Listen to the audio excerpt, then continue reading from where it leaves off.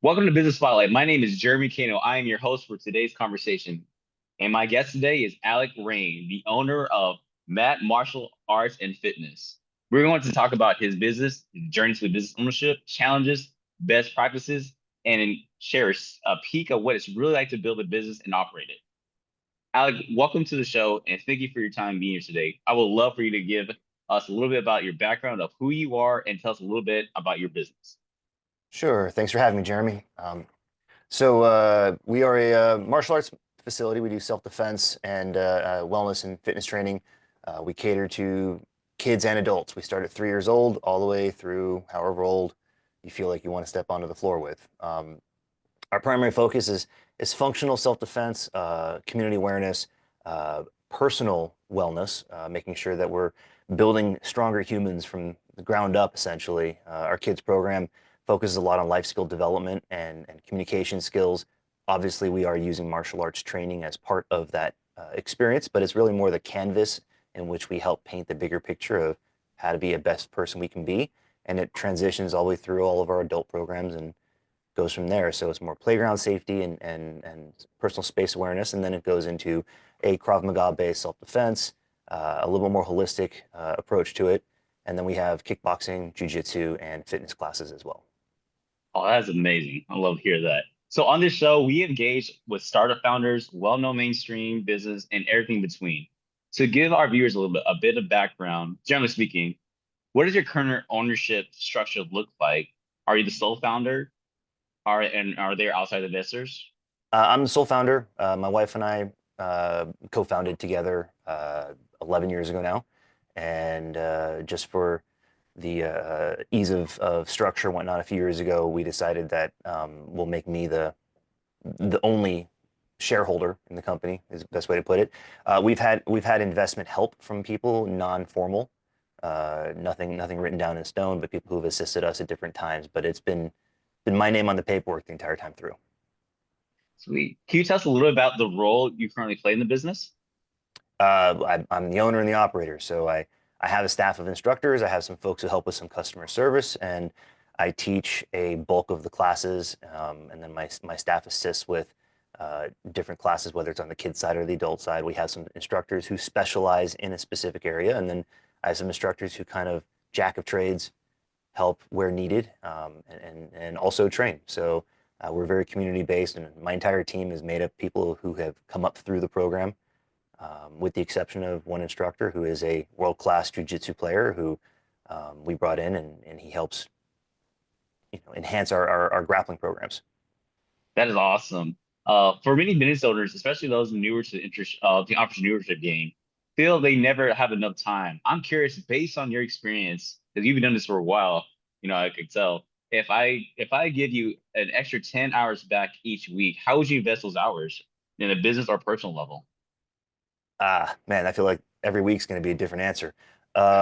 It literally is a crapshoot, almost weekly or monthly, depending on the flow of things around. But the biggest issue for me is that I spend a lot of time working, and keep trying to find time for that me time, that personal development.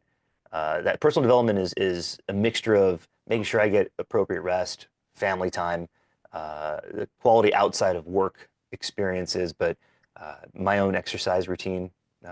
Teaching classes can take its toll, and it feels like you're exercising because you're sweating and moving and you're on your feet, but it's not the same as having a different mindset to train.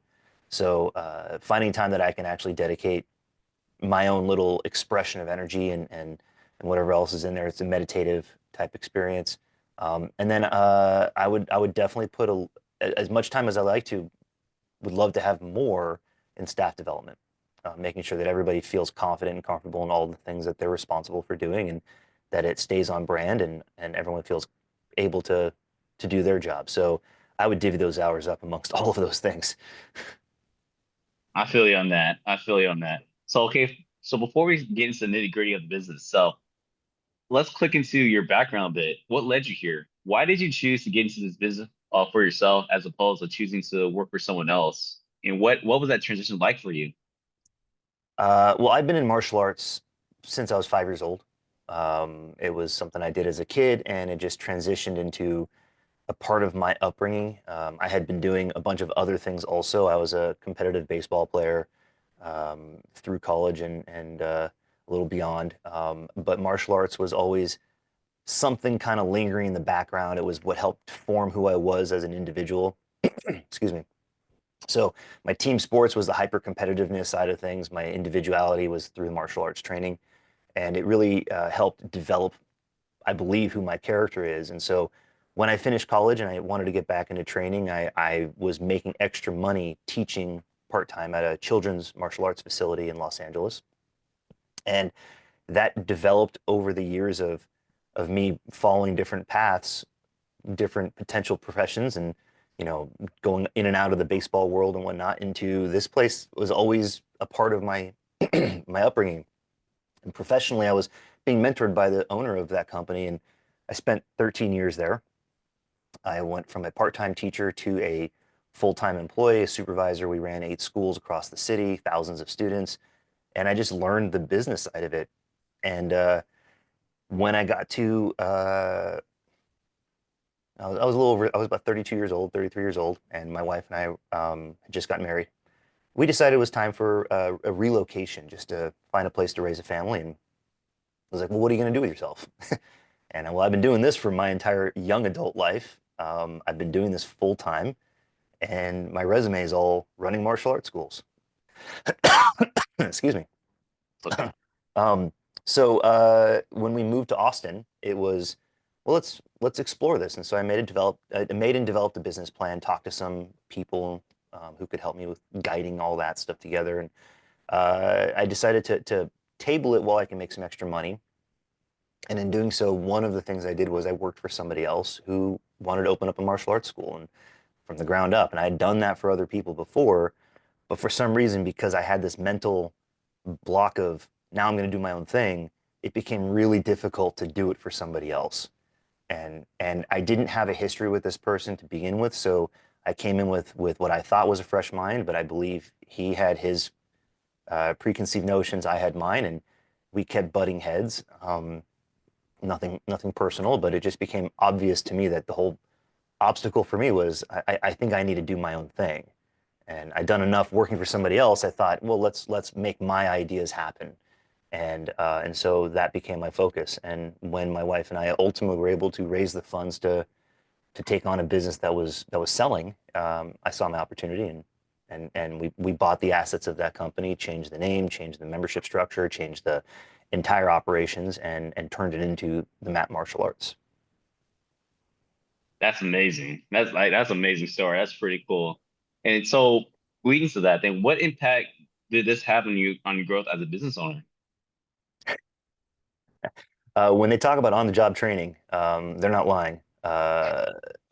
Having not been part of the ownership structure of a previous company, being part of a middle and upper management side of things, you're aware, but you don't really know until you get into the thick of things what it is to be an owner, and the amount of little things that you don't realize you have to maintain oversight over, the amount of things that you constantly have to just think ahead on, and the marketing plans that you put something together and then it's not quite drop and go. It's you're always tweaking, you're always managing it. You have a schedule of things that's 3, 6, 12 months in advance minimum, announcements that you have to prepare for, and all the different little nuances, and then you have to do your customer service care and making sure that everyone's happy on one side of the spectrum, and you have all your staffing that you have to make sure is all happy on the other side of the spectrum. And I was responsible for 50 to 60% of those things at any given moment when I worked for somebody else. It's that additional side of things that you take on as an owner. You're like, ooh, yeah, okay, this is a full-time gig here mentally. It's not just the hours you put in when you're at the job.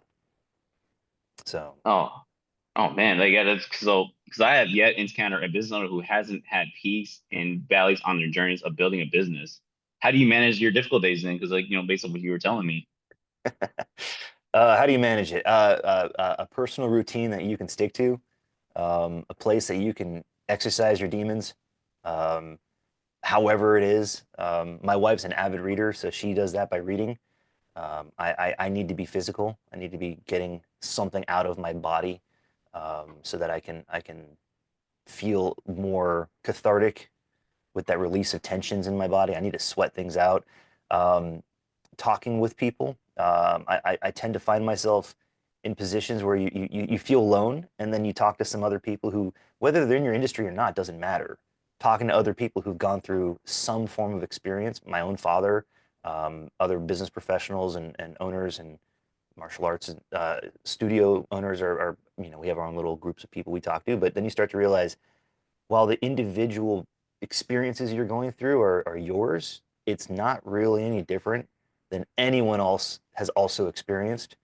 The more people you talk to, and you feel alone, you feel like you're on an island, and you realize you're actually in a series of islands that are within earshot of other islands, and so you're never really alone. You just have to make sure that you have the opportunity to talk to people and listen and just absorb and soak in information, and things will come together once you have your brain put together. That sounds like you have to get. That sounds like a perfect, especially like in a business where you're literally sweating, working it out. So I can relate to that as a personal level myself. Where I need to like give space to breathe. Like I gotta sweat it out too. So I completely understand that. So let's move on to what makes your business special. Who primarily does your business serve? If I were let's say if I was in the audience, how would I know if I was a good fit for for your service or product? We, I mean, the canned answer is we cater to everybody. We do cater to everybody. We have all walks of life that come into our facility. Um, but 50% of our facility is children, um, between 3 and 14 years old. And then the other 50% is 15 and older. So, um, we have a lot of our adult members, their kids train here. So families, I guess, every day, every Joe kind of person. I mean, we have IT people, we have entrepreneurs, we have folks in all industries, we have folks who are government workers, we have folks who work for the city and various things. We have teachers and paramedics and doctors and lawyers. I mean, it's completely open. But as a suburban location, I mean, you're going to get mostly families and some students. So yeah, I mean, we literally cater to everybody. It sounds so contrived, but if you looked at our list, it's our oldest member is over 74 years old. Oh wow. So our youngest member just turned 3. So then there's a follow-up question to that. What makes your business unique? How do you communicate what makes your business stand out against the competitors? Well, again, can't answer. We are very much about a community of people with like-minded objectives. On the kid side of things, it's really easy to market life skill development, character traits, building up strong character habits in a child who doesn't have any preconceived notions or predisposed conditions of any kind, where you can build things from the ground up. But the reality is, the kind of half joke I make is that our adults are just overgrown children. Um, it's the same experience for adults. We have a lot of people who get used to their habits and routines that they've had over their professional life and their personal life for 15, 20, 30 years. And then it becomes very much about learning how you can be part of a group of people. Like I was talking about with the businesses, you're not alone. There are so many other people out there that are dealing with exactly the same kinds of things you're dealing with. And we create this communal space that you can put that stuff away and just be you for a moment, and be you alongside other people who are being them, which collectively congeals this camaraderie, and everyone supports each other from it. That's amazing. So let's move on to what makes your business. Oh, I'm sorry. I'm sorry. Like, let me track that real quick for you. I'm sorry about that. I Fine. want to lead to like we'll talk about like marketing, which is something that's very vital to every business out there, and often every man in every business owner struggles with. I'm always curious what successful businesses are doing. What percentage of your monthly sales typically is invested back into marketing budget? I try to keep things. Years ago, I read 7 to 12% on an ongoing basis of your monthly revenue should be allocated towards your marketing budget. And I remember keeping my mind on that number for so long that sometimes I would go searching for ways to spend 8% or 9%. So I'd find somewhere in the middle. And one of the lessons you learn over time that number I find is much more better served treating it as your general guideline. Very much like how they say how much of your money should be spent towards rent, a percentage, and you want to stay under this number, but it's not like it's a set in stone figure. It's because there's so many ways we can market that don't cost money that you can technically allocate time that you put into it or whatnot. So does that equal money? I'm not sure if that's part of my budget. If I'm spending time designing stuff on my own, the graphic design stuff, and then trying to create digital ads and whatever, I mean, is that towards the 7 to 12%? In theory, I guess it is because it's not me. Someone else should be paid that. So it's kind of hard to calculate 100% how that works. I try to keep that expense side of things in a roughly 10% figure, just as a ballpark, so I kind of understand where I'm at. But I really try to find the ways to diversify how many different places I can maximize the dollar. So a word of mouth construct for us is huge because of that community experience. We like to keep things very close knit. We welcome everybody coming in, but a lot of folks who come in have heard about us from another person. So we really focus on making sure the experience in the facility is for that person, and then they want to share for us, and then I don't have to be as engaged in financially targeting the marketing elements of it.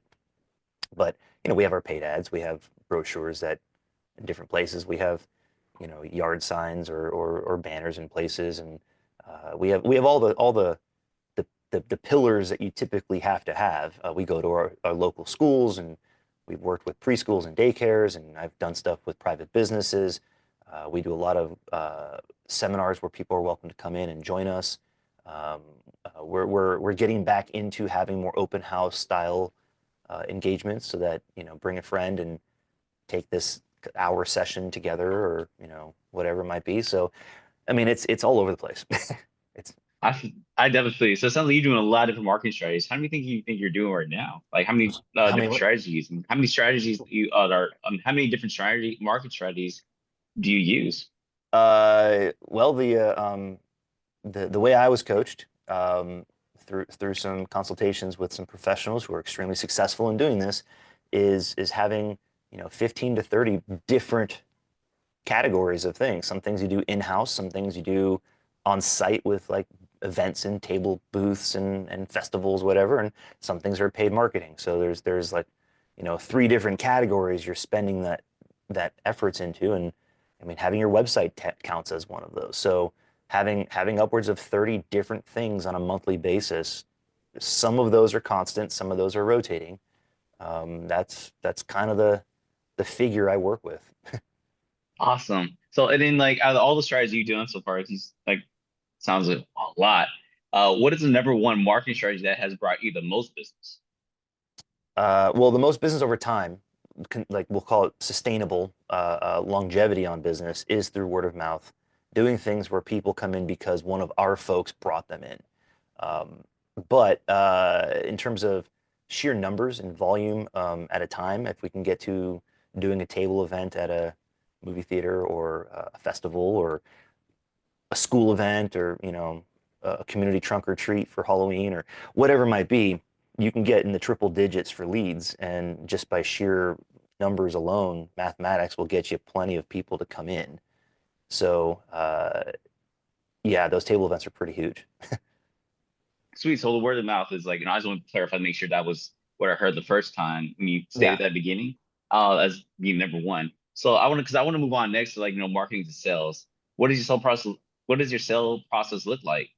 If I were referring someone over to you, like word of mouth, you just stated, what can they expect to experience as you guide them on the choose to do business with you? We have a conversation, whether it's in person or on phone or email or whatever it is, to engage that person, to invite them in for a information and trial together. We spend about 15 minutes with the person on their first visit, just kind of giving them an overview of what it means to be a member at the studio. Some form of, here's our schedule, here's the expectations of attendance, Here are the general things to pay attention to while you're testing out the classes. And then you have your trial sessions and at it kind of we have the ability for you to take a regular class with us on your first visit, but we also set up times that might make more sense for a one-on-one depending on the person. It's always a little bit different. If you got a younger child who gets a little nervous in groups, we'll do a one-on-one session with them, get the feet wet a little bit. Sometimes we've done two of those, then we invite them into the regular class. But if they're pretty confident in being able to step on the floor right away, we allow that to happen, and they join the group in our lower beginner classes that are more rank appropriate, and then they take the class, and we sit down and before and after we're going through some information. We like to give people multiple times to come in to try it out, so it's not a one-off experience and then sign the dotted line. It's let's get you liking this, let's get you enjoying this, let's get you seeing a different teacher, getting an experience that kind of balances things out. Let's find out if this fits your schedule. And we've mapped out the expectations because we want you to know this is not a seasonal event. This is not soccer that you play for 3, 4 months and then you go to the next league, or you take 6 months off or whatnot. This is a potential of being year round and lifelong journey. So our kids programs, they're trying to earn their junior black belts, and we want them to understand the dedication, but you maybe don't know what you want yet. So let's get you going a little bit and building it from there. And sometimes we've given people up to 2 weeks to try classes out. Our objective is to make sure you want to invest in yourself. I like that. I like that. Like, you want them to focus on themselves and not trying to sell them and pitch. Like, this is about an internal, you know, like growth for you, not to sell, like try to sell me something. I love that. Like, it's Yeah. just about like, we want you to be internally balanced. I like that a lot. And then, so as you mentioned earlier about team memberships, where possible, I feel it's important to address the topic about building a great team. And how would you describe your leadership style of the business? And has it changed over the years? Yes and no. I have a degree in organizational leadership. So when I finally decided to finish college, I found something that really tapped into me because I was already professionally engaging in activities that this focus of study was a part of, and that was community and building effective team structures so that the business or organization is successful from the inside out. So um, and my wife has a master's in organizational leadership. So the way that we've talked about the structure of everything, it's the softer side of a BA. It's not the numbers and the dollar cent side of it. It's the emotional and the philosophy and the psychological side of things. But it translates into successful dollars also, in a different route. And so for me, the way I like to operate is a healthy dose of the transparency. Um, I understand that somebody who comes, a college student who is just trying to make a couple bucks an hour so they can make some money and be able to do their thing, they're most likely uninvested in the bigger picture of things. But we tend to have people who work here, like I've got some high school students who are my students who want to make some extra money by the time they're juniors and seniors, and so they work my front desk. They answer phones, and at some point, like some of those actually have become teachers for us because they've been training in the material anyways. They've been exposed to it for so long. They start to realize that they wouldn't want to go someplace else to make their money. So they might as well invest in doing it more so with us.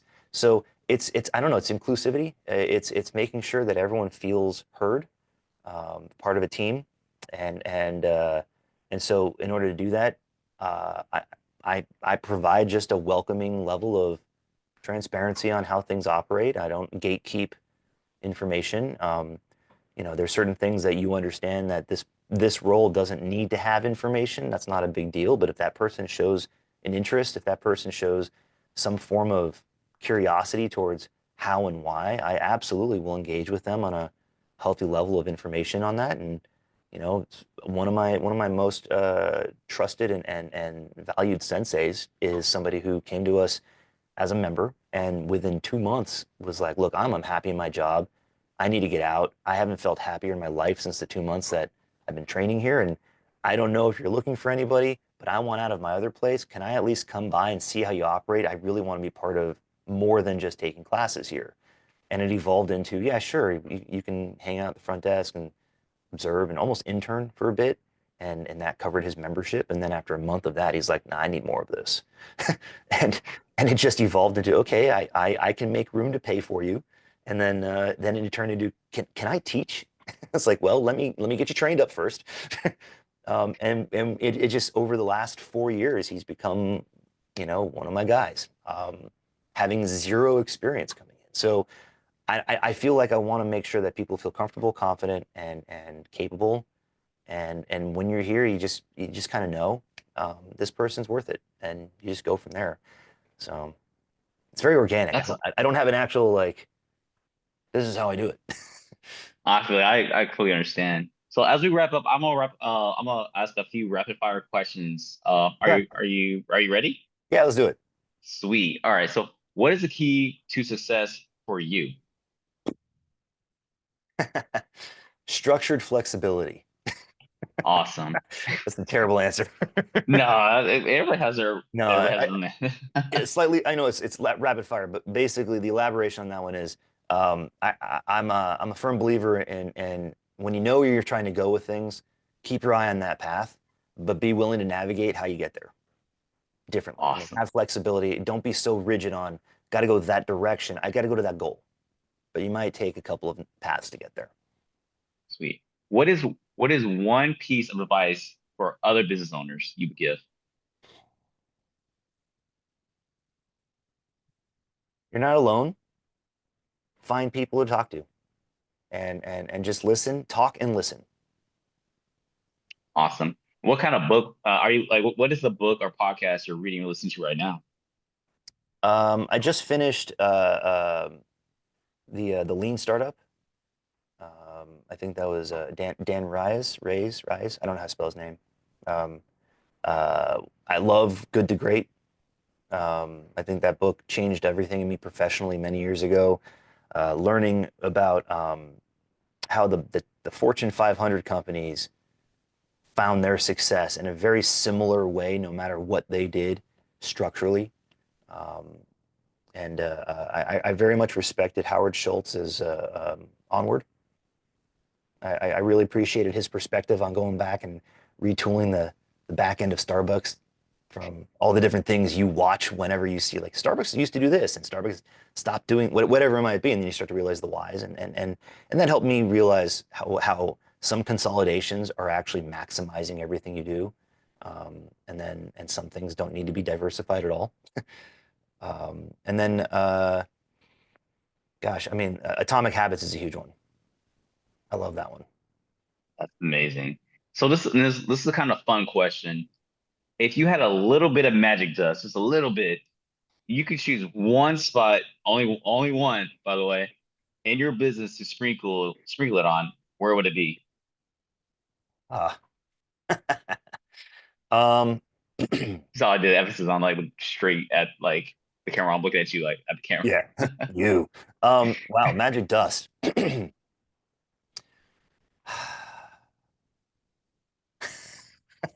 Can I sprinkle a couple of grains elsewhere? Only There's one one spot, spot, just man. one spot. I think as with every business that does anything of our nature, you do need a consistent flow of new faces through the door. So, lead generation, because what a good problem to have, you know. So yeah.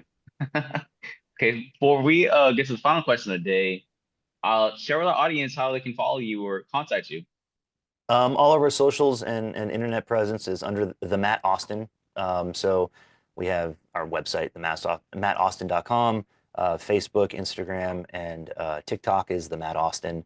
Um, we have a blog through our website that I'm starting to develop further. I was spending some time focusing other areas, and now I'm getting back into that.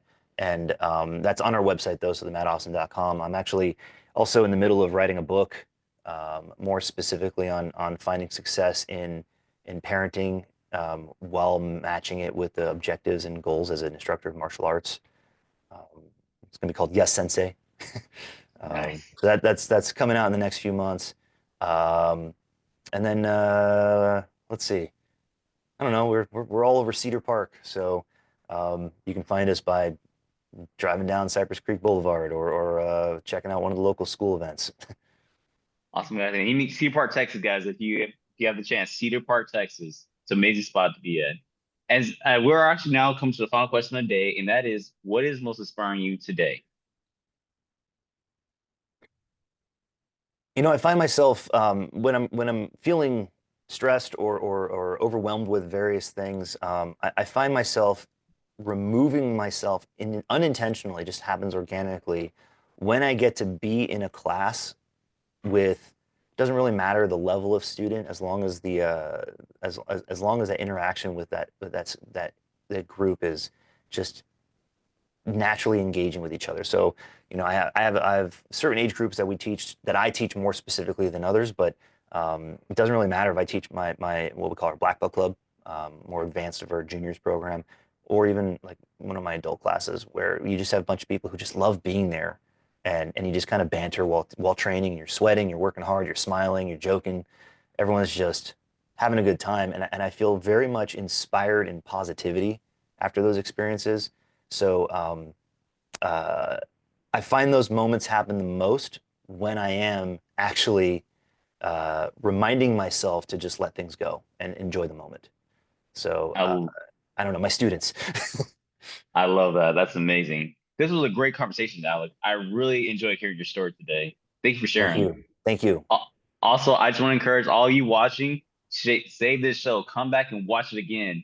Alec really did have some great insights to business, especially like, in the martial arts world and, being a training instructor and all the great stuff about that. Also, don't forget to like and subscribe to our channel so that you get that notification every time a new conversation drop, just like this one. Thank you for everyone who joined us today. And special thanks to you, Alec, for being with us today. We really appreciate that. I appreciate you. Thank you. Awesome. Thank you. All right. Have a good one. You too.